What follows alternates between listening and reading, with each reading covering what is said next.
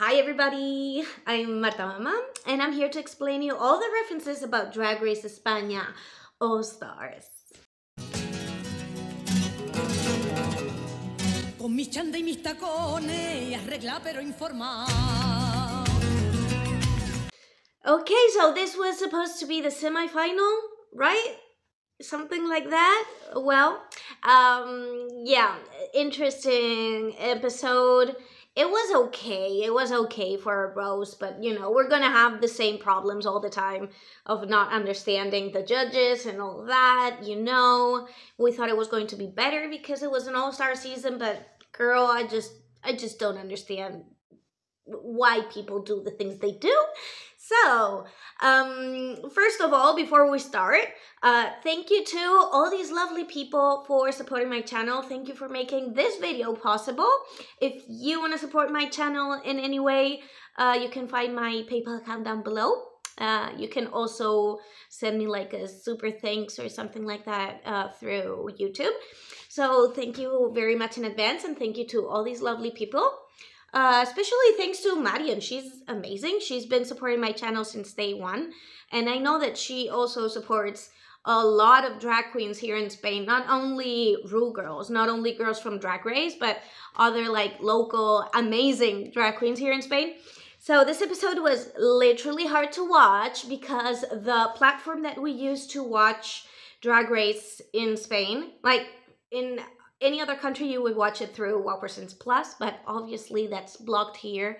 And so the network that we use, that's the Atresplayer Premium, that one. For some reason, during the live stream, the resolution was super low, and you would only see like 10 pixels approximately. I didn't count, but it was around like 10 or 12 pixels. And yeah, it was not fun.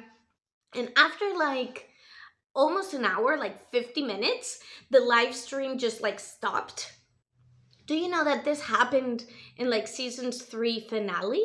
Like right before they announced the winner, the live stream just stopped. And you had to like close the live stream and then go to the like episode, like when they post the episode.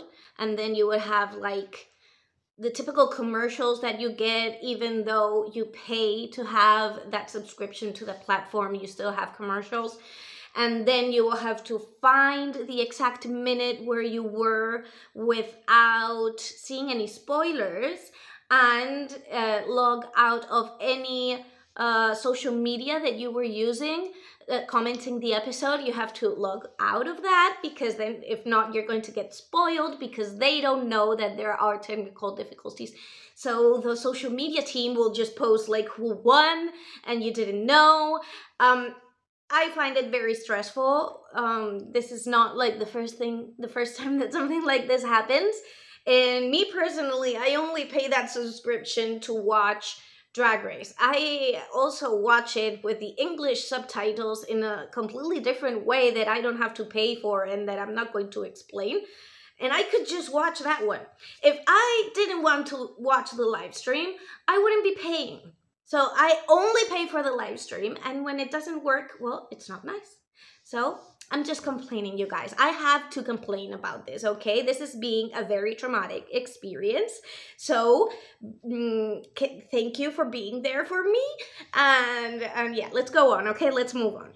First, Sagittaria has just left. You guys, Sagittaria wrote in the mirror message, in her farewell message in the mirror, she wrote, "Team Poopy Poison forever."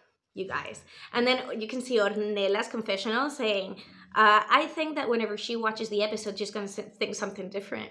And no kidding, because if you guys didn't know, I didn't explain the whole drama tea on Twitter because it's a little too much. But in a certain moment, a couple weeks ago, Poopy Poison, you know that episode that she won, she tweeted that maybe she should have eliminated Sagittaria so she's not a drama queen and she stops stirring up shit and all that. That is not nice. Like, oh, I should have eliminated her. Like, girl, like, don't say that. Instead of, who was it? Like Onyx or something like that? Like, yeah, I should have kept Onyx, even though Onyx had been in the bottom several times. Yeah, that's crazy. That was out of line completely. They have said that they have spoken and everything's okay and that she apologized and that was not nice of her to say. But girl, Sagittaria wrote Team Poopy Poison Forever. And you, like, months after that, you're stirring up shit on Twitter? Poopy? Like, you guys, I just don't get it. Okay, we get to know that this episode is going to be the roast, and the guest judge and the, like, trainer and cool person today is Inés Hernán. They introduce her like the voice of the Gen Z, and it's kind of that, you know, it's a typical person that has like podcasts and that would host like certain shows or galas, but she's more of a like social media personality, I would guess, and she's like your like the girl's girl. Like, I don't know, she's cool, she's like natural, normal, very voice of the new generation, in my opinion. I don't know, she's cool. Is she a comedian 100%? Well, probably. If she was a dude, they will call him a comedian. But because she's a girl, she's like a cute personality, something like that.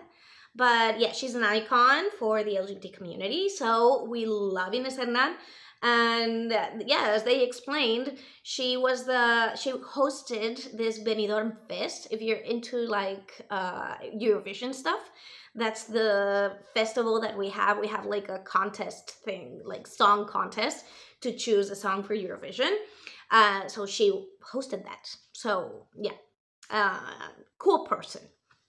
Okay, I'm gonna just skip over a lot of shit and let's get into the roast, okay? I'm going to give you my mathematical opinion. I have analyzed each of these roasts to the T, so I can give you, like, I don't know, objective, because people seem to want me to be objective. So I'm gonna try to be objective. And to be honest, my feeling before analyzing and after analyzing has changed a little bit. And I don't know if it's just, you know, me being super biased and not liking certain people or liking certain people. I don't know. But here you have the numbers. Okay, let's talk about Sethless Roast. Sethless Roast, I didn't laugh too much, but it was okay, actually. When I watched it like 18 times and I counted how many jokes she had, it was actually okay. The best thing about Sethless Roast, it was that it was the roast that was, out of the 5 of them, it was the one that was written the best. The construction and the structure of the roast was the best one. If you just analyze it, watch it again, it is the correct structure for a roast. You have your setups and your punchlines and a rhythm, and it kind of makes sense. Not all the jokes are funny, and I have the problem that it's not only that they're not funny, it's that the judges laugh so hard when there is an unfunny joke. Not even that. The judges laugh very, very, very hard with things that are not jokes. You know, like there's a certain point that says, oh, the judges are here. The judges are like Canary Island stew. And she hasn't started the joke yet. The joke is what comes afterwards when she says, yes, this is the chicken, this is the pig, and this is the cow, and you know, all that. But no, the joke hasn't started yet. But she says, oh, the judges are like a Canary Island stew. And they all lose their marbles and they're screaming, laughing. And I'm like, that's not the joke. Like, why are you guys laughing so hard? Like, the joke comes afterwards. Like, you know, oh, here are the judges. They're like a stew. That, even though the rest of the roast was good and it was structured well, maybe it's just me that I'm losing my mind, that automatically make me feel like this is not funny. Like, it made me, like, be defensive. Afterwards, if you eliminate that, if you think that that was like an editing mistake, which could be, if you see all of them, she says the joke of, I'm the most humble person today, funny. Onyx joke about she's repeating herself, like she's giving me heartburn, because we call heartburn like repeating food. Like papas con mojo. Okay, that was not funny. Pinchadora, she says about like putting a lot of like old stuff together. That's her looks. That one is funny. The piano one about her teeth. That one is funny. You also have, I don't know, Samantha, the one about the like fish, the dogfish, like it's dry and it stinks. That was very funny. Then she also has a couple that are not funny, like Sagittaria is like gofio because she's in like in a vegetable state. Not very funny. Not at all. And the banana one, like, oh, you have to eat it immediately because if you don't eat it immediately, it loses, like Ornella. Not very funny. But correctly structured, and she had some funny jokes in there. Okay. The part where the judges laugh uncontrollably and act like this is the funniest thing that they have ever heard was weird and make me like it less. Maybe it was very funny for you guys. I don't know. But yeah, this is what it is. Then Ornella. This is where I know that I was super biased because I thought that this was funnier. Well, Ornella has, for me, was the best joke of the roast, but all the other ones were not very funny. His structure was also okay, with the set lines and the punch, the setups and the punchlines and all that, but her jokes were just not too funny. You know, she's just, this person is like these nails and this person is like these nails. It's not very funny. Funny things about this roast, when she interacts with Paquita, that is very funny because she like claps back and they're best friends. So yeah, I love that one. And my favorite joke from the night is that when she says, I'm going to give you some tips, and then she gives them some like nail tips. I screamed. I know I'm basic, I'm stupid, I'm dumb. It was the dumbest joke ever. I'm just into that. I'm gonna give you some tips and I give you some nail tips. Mama, I lived. No one laughed. I screamed. That's where, I don't know if it's like, I don't know. You guys, let me know if you found it funny because that's my type of humor. But yeah, good structure, not very funny, but some very funny moments. That's Ornella. Okay, Yurigi. Yurigi has some of the funniest jokes. For example, she says, oh, thank you so much to Ornella Góngora, the Joaquin Sabina of drag. Okay, you guys don't know who Joaquin Sabina is, obviously, but he's this singer-songwriter from Spain that has like the huskiest voice that you can imagine, like he's... Lo que duran dos peces de hielo en un whisky on the rocks. And it's funny. It's funny because we all immediately know what she was talking about. It's not funny for you guys, but it was very funny for us. So she has very funny moments, like, oh, the best tip I learned from Supreme was like, get someone else to put makeup on you. I don't know. She has some very funny jokes, but no structure whatsoever. She structured this like if it's just reading. So a roast and reading are two different things. And what separates reading from a roast is the structure of how you are constructing the jokes and the whole speech that you are giving. Okay, so Yurigi is just reading. She's just saying mean stuff. Funny, mean stuff. Not all of her reads have a good punchline, like a good setup for a story. Some of them are just punchline. So the problem here is that she doesn't know how to structure and write a speech, a roast, okay? But she had funny moments, but very poor structure, which makes me not interested whatsoever in what she's saying because I get lost. Like, I don't know. A roast needs a structure that is very predictable, so you know what's going to come. If you analyze some of the most famous roasts from Drag Race and not from Drag Race, but well, from Drag Race, you have like any Jinx Monsoon roast, for example. you kind of know, like, you can anticipate when the jokes are exactly, right? Here, you can absolutely not.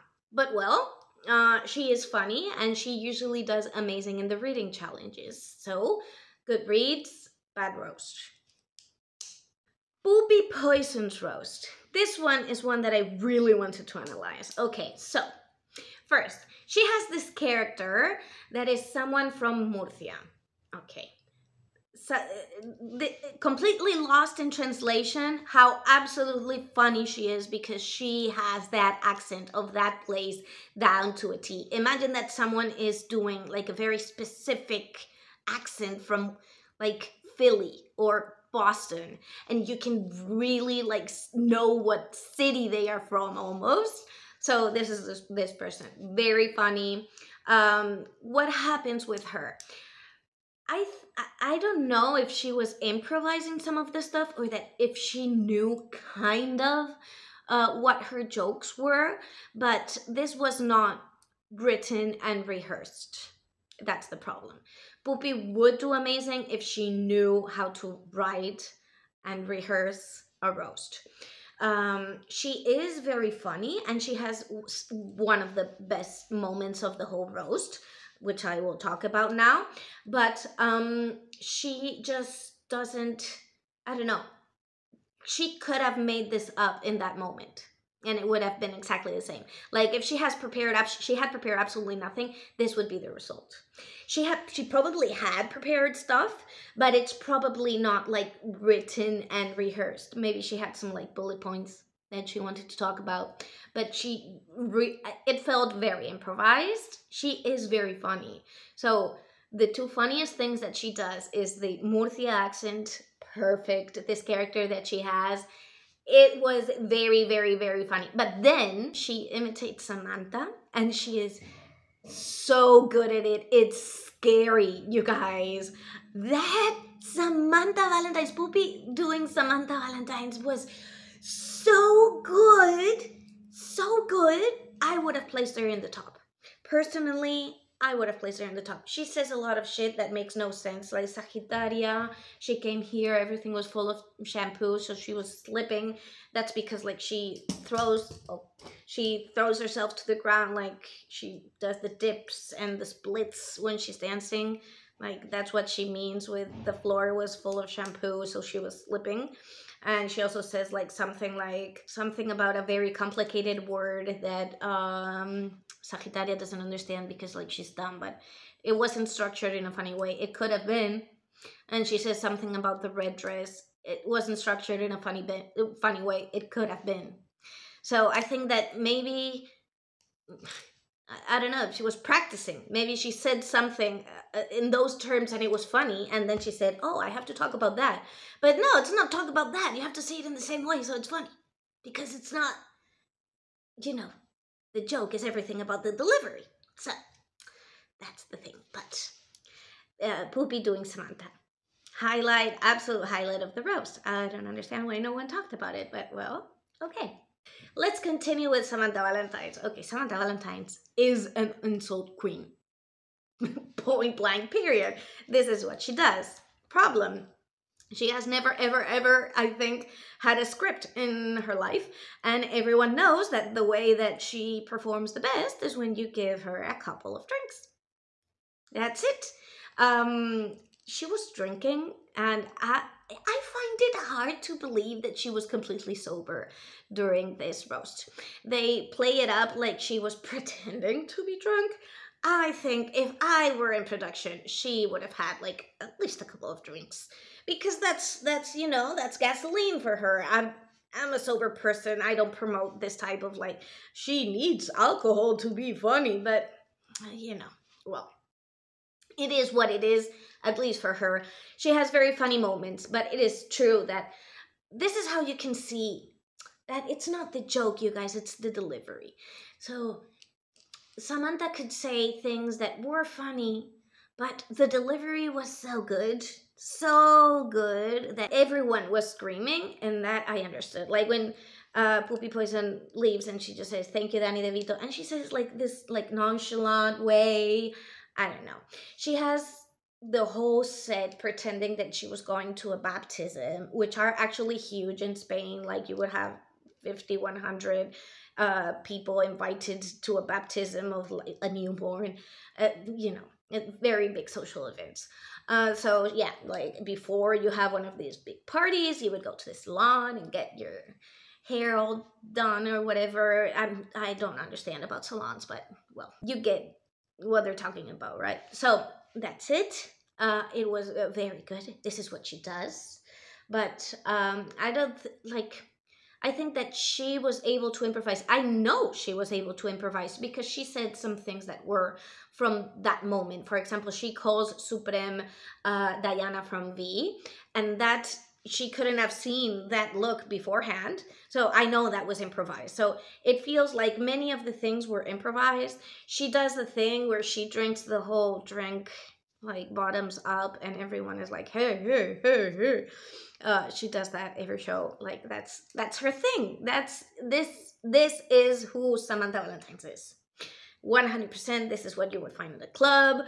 This is what you find. So this is why we love her. She is very talented at this, and it's difficult to translate why she is so funny because it's all about the execution. It's all about her personality. It is true that the judges were laughing very, very hard at everything that she was saying, but it was funny, you know. Structure, it had a good structure because she is talented that way, but it was probably pretty like improvised, like in that moment. Like, you get me, you get me. She was very good. She was clearly the best. Okay, so the runway this week is Martirio. So happy to have Martirio on the runway. Martirio was like one of these folclóricas I've explained many times. I wouldn't call her flamenco singers. Don't call her flamenco singer. It's just one of these like diva ladies of the Spanish song. She does do flamenco, like, you know, with like fusion with other, like maybe a little more rock or more jazzy.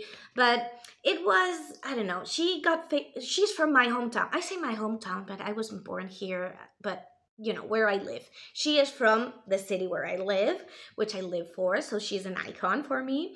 And she's very well known for the sunglasses and the flamenco dress, okay? So she was like the, I don't know, I'm gonna put you pictures here.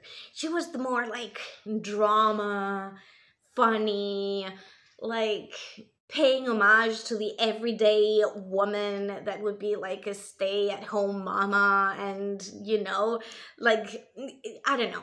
She is an icon. She would always wear the sunglasses when they asked her like, oh, Martirio. By the way, Martirio means like martyrdom, like agony. In Spain, we have these type of names, okay? Like ladies would have names of virgins, and virgins sometimes would have awful names. Like a very normal name in Spain is Dolores, which means pain. But we also have Angustias, which is agony. Like, these names are normal. Like, imagine being from the US and being called agony. I live for the drama. But, well, yeah. So, Martirio, it's not her real name, but, well, it means martyrdom. When they asked her, why do you always wear the sunglasses? I believe, I don't know if this is true, but I believe she said, oh, because I have cried so much that now I have pink eye. I live for the drama. I live for the absurd. I live for all of it.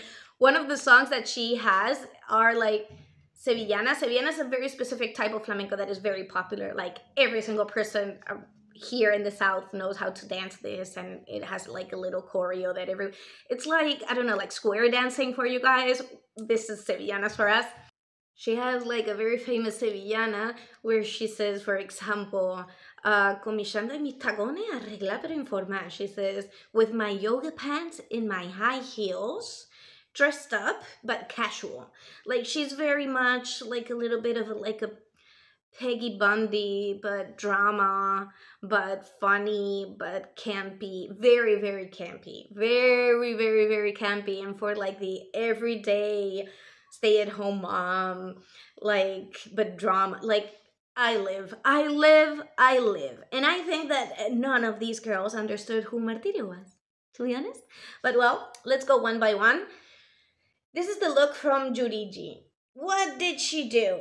What she says is that there is this card that represents martyrdom. So if you go to a tarot card and there's one that has this specific name, Martirio.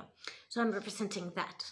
And then she also does like a kind of maybe similar to a flamenco dress, but not really, with like the bull that is a symbol of Spain, as you know. So she's like doing what we want to see is some type of like flamenco dress and sunglasses. That's what we know that all of them are going to wear, okay? That's what we're expecting. But what she took is like the literal name of Martirio. So I'm going to give you something that is also Martirio. And then the rest of the look kind of looked a little bit like Martirio, but I wouldn't have done this take on it, to be honest. But she looks stunning. The dress is cute. The headpiece is gorgeous. But this is not Martirio in my opinion. But she looks great. Then we have Ornella Góngora. She decided to do the 80s Martirio. You know, Martirio in the 80s. This dress is the best flamenco dress out of all of them. It's the best silhouette out of all of them. She had this peineta. Peineta, that's an important part of this runway as well, right?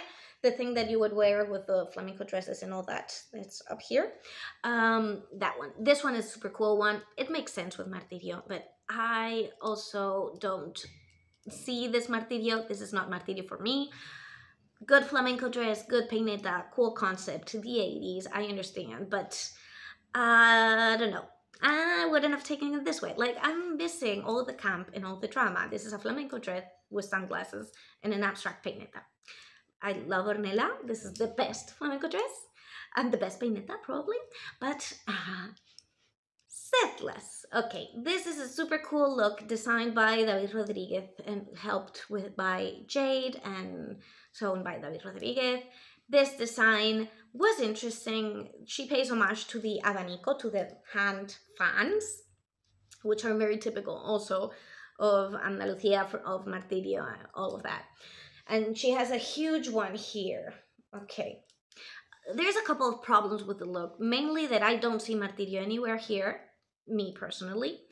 The headpiece, I don't like that it seems a little bit like a helmet. For the hair. I don't like this zipper thing here. I think that the fan here, it only had like 3 stems, and that makes it not look like an abanico anymore. I think it needed to be a lot bigger, like in the original design it was a lot bigger. But honestly, I don't see Martirio. She was wearing, the only thing that you need to have in a Martirio look are the sunglasses, and she had some like, you know, what do you call the ones that you hold with your hand? Handheld sunglasses. That's how you call them. So she had some and she immediately got them. Like, I didn't see Martirio without the sunglasses for beginners. Headpiece was cool with more abanicos and stuff, but it looked a little bit like a helmet. I wasn't very into that.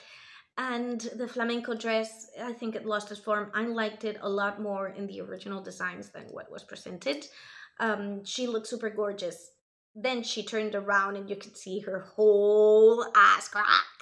That was gaggy. That was amazing. But in the dress, there was a couple like execution things. Absolutely did not see Martirio. Not at all.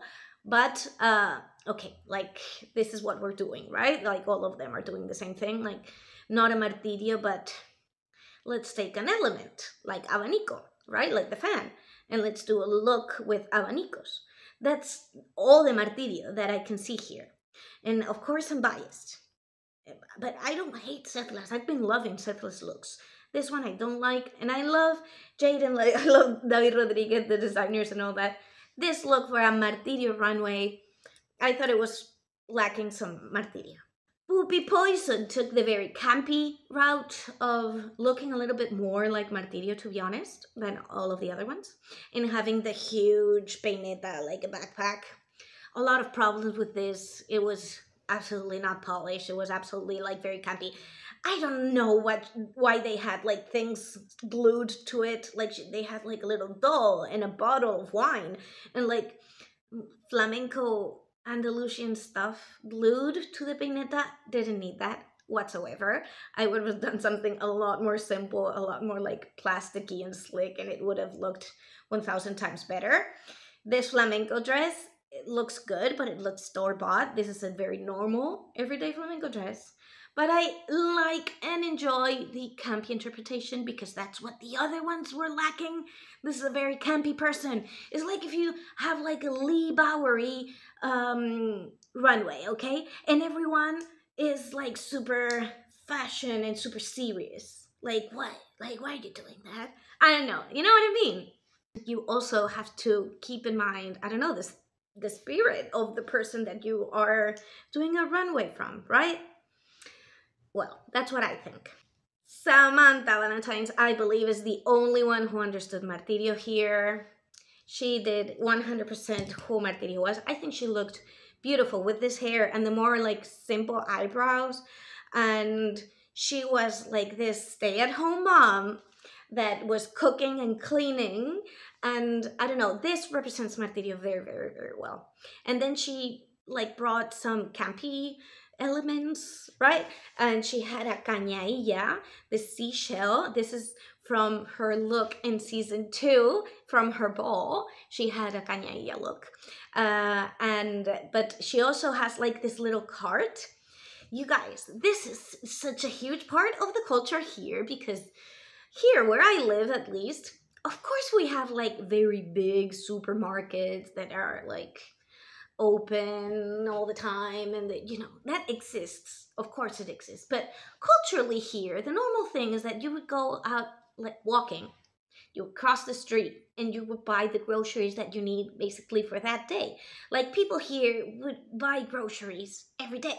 You buy 1 or 2 things and you don't go to the big supermarkets necessarily. You go to the bakery that's just around the corner. Then you go to the little shop that only sells fruits and vegetables. And then you go to the fish shop. And then you go to the butcher's because there's a store down there that only sells meat. And you would go to the like small little stores. And you would walk everywhere because everything is in your little neighborhood. And maybe in like 100 yards you have all these stores, and then you come back, and that's why you have your little cart. And everyone has one, like, well, I hope everyone has one because you should. I love this about Spanish culture.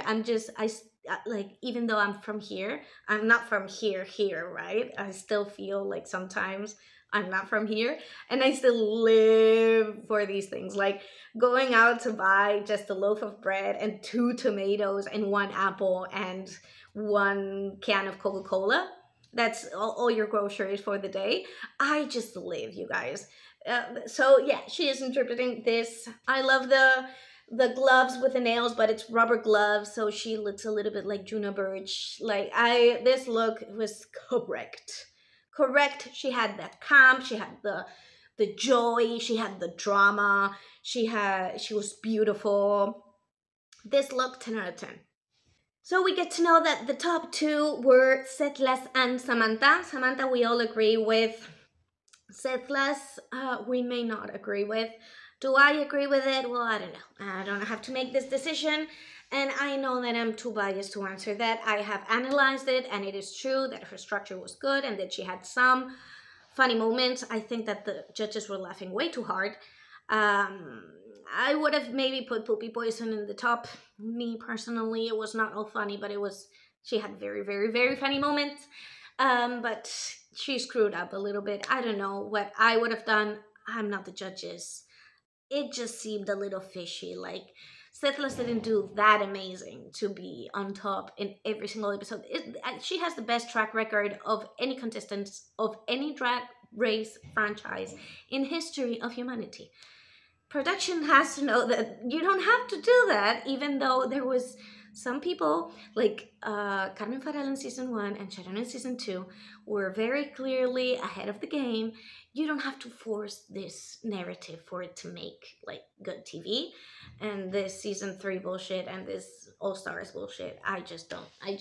It stops being interesting. But my heart broke when I saw Samantha crying. Like, she was crying, you guys. Poor poor thing. Like, I'm happy for both of them. Everyone is happy, everyone's living. And then they go to Untucked. When they are in Untucked, they take the eliminated queens and they say, hey, so you have to vote for someone. And there's like at least 2/3 of possibilities that all this is nonsense and that makes no sense. They give it like a very complicated explanation of what's going to happen when they choose someone. Like, they're going to be able to choose someone to give immunity. But if that is the person that the winning queen eliminates, and then if she has immunity, it's only in that. It was very complicated. They say, oh, Sagittaria doesn't understand it. Girl, no one understood it. It was not Sagittaria. Sagittaria is not dumb. We are all very dumb. But yeah, I wouldn't have done this because this is something that is only interesting in like 1 out of 3 times, right? Unless they are saving the person who was eliminated. All this is for nothing. I would have done like before the judges chose the top or the bottom, then you choose one queen and that queen is immune. So before you know who is going to be on the top, then you choose who you give immunity to. That would have been interesting, but the way that they did this, I didn't like it. I think it was for nothing. It made no sense, but well, okay. They looked cute, right? I loved like Onyx thing here. That looked cute, that makeup. Yeah.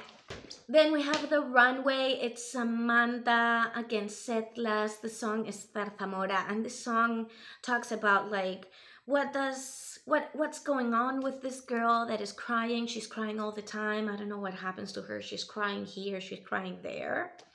That's what the lyrics of the song are. And Samantha did amazing. This lip sync is amazing. Like, if you stop and look at just Samantha, 10 out of 10. She had the emotion, she knew the lyrics, all of that. Setlas, on the other hand, didn't know a single word of the song, and she decided to go to the like funny route. So she took like a picture of Sagittaria, because they're talking about La Zarzamora, which is the lady that is crying all the time, and she like shows a picture like stop it with Sagittaria already. Like, this is not even funny. Like, why is it funny? Like, she's not even in the competition. If she was in the competition, it wouldn't be funny. Maybe if she's the person that you're lip syncing against, maybe it would be funny. But this is way like out of line. I don't know if anyone told her that this was gonna be funny, but it's y'all's fault, because this was, I don't know, maybe it's me, maybe my humor is broken, maybe I laugh a lot with the tips joke, but I don't laugh, this is supposed to be funny and not the tips joke. Maybe it's that, maybe my humor is broken, but I find it a very poor taste. And she didn't know any lyrics, so she goes to Sagittaria and she says, aha, like, you're crying all the time, like with the lyrics that she doesn't know. And Sagittaria does this, la letra, like the words of the song, you don't know a single word. Very cunty of her, yes.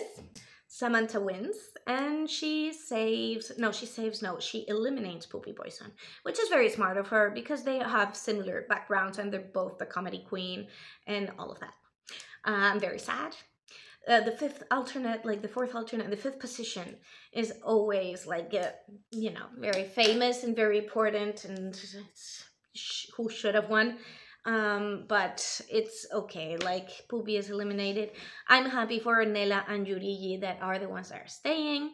It's difficult, someone has to leave, so it's okay if it was Poopy. I don't know. I'm sad to see Poopy go. I think she did well enough not to leave this episode, but well, I'm not the one that chooses. So now we have, for the finale, the final 4, who are Samantha Valentine's, Drag Setlas, Yurigi Derkli, and Ornella Góngora. Yay! I just want to say, Ornella, maybe the judges don't see you, honey, but I see you. Okay, Yurigi, you are mother, you will always be, but don't count on these judges to give you your flowers that you deserve. And Samantha and Sethlas, I'm very happy for you. You're a very great artist. You deserve the world. I just don't like how all this is edited and played. I think that Sethlas is having like poor taste in many decisions that she's making, but I'm happy that Canary Island drag is showcased in this TV show. I think that Drag Race España had a very big debt with Canary Island drag. We owe so much to Canary Island drag in Spain that I'm very happy that if we're not going to be fair, or if someone is going to end up winning, it's okay if it's Canary Island drag. I mean, we owe Canary Island drag a lot in this TV show. So yeah, but you know, it's not fun to watch. It's a shame. I do believe, by the way, season 4 of Drag Race España has already been filmed. And of course I don't know spoilers. I just know that it has filmed. I believe that they have a different team of production and direction. If anyone can confirm that, I would appreciate, because I don't want to ask too many questions because I would get all the spoilers and I don't want to. So I don't want to go online. I don't want to look for it. I don't want to ask my friends. I don't want to ask anyone because I don't want any spoilers. But if anyone can answer just that question, if the team, like the direction and production and all that, is going to be the same or not, I would truly appreciate that. So that's all for today. I don't know if next week is some type of reunion or if it's the finale, or what type of what is going to happen, or when is the finale. I know nothing because I'm the worst YouTuber ever, remember. But I'm going to see you guys for the next episode, whenever that is. If you want to support my channel, if you want to make the next video possible, I'm going to leave you my PayPal account down below, and thank you so much in advance. You guys, your support means a lot, because this is being like traumatic, and I have like 4 jobs right now, and it's hectic, and new home, right? You can see all the new stuff, but yeah, it's a little bit crazy. So I really appreciate you guys' support. Go and watch Maddie Rants, go and watch everyone that is reviewing this, go and support your drag queens, go and watch some drag shows live, you guys. And that's it. I'm gonna see you next week, or whenever the finale is, or whenever the next episode is. And I love you all, and remember to stay queer. And okay, I have some homework for you guys. You have to be a little more queer this week, okay? Okay, thank you. Okay, thank you. Goodbye, goodbye, goodbye. Love you, love you, love you.